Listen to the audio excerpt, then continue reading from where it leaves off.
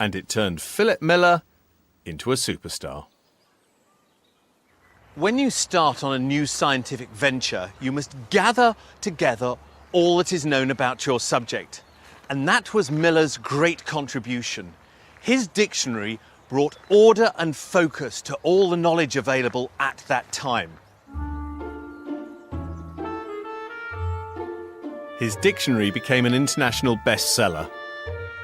This is what brought Carl Linnaeus to the gates of Chelsea Physic Garden in 1736.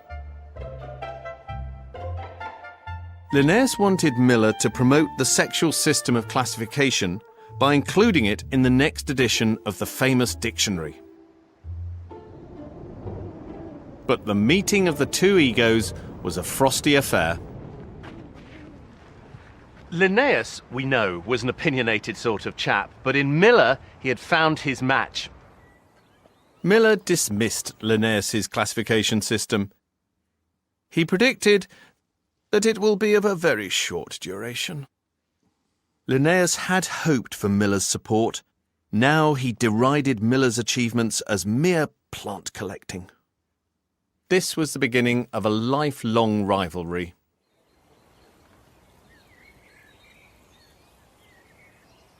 So Linnaeus stared failure in the face. But there was one chink of light for the self-styled prince of botanists.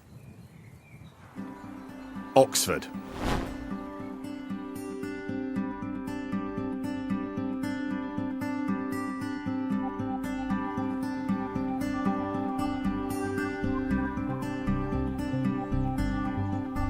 Linnaeus came here, to our botanic garden in Oxford, to see Johann Jacob Dellenius, Professor of Botany. He had read Linnaeus's book and had not been convinced by it. As Linnaeus demonstrated his vast knowledge of plants and the beautiful simplicity of his sexual classification system, the two became firm friends. They were inseparable during Linnaeus's time in Oxford, and they were to write to each other for the rest of their lives.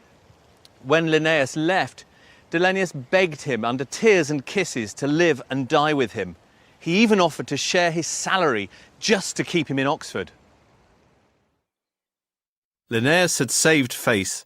With the University of Oxford on his side, ready to accept his classification system, he could return to Sweden with his head held high.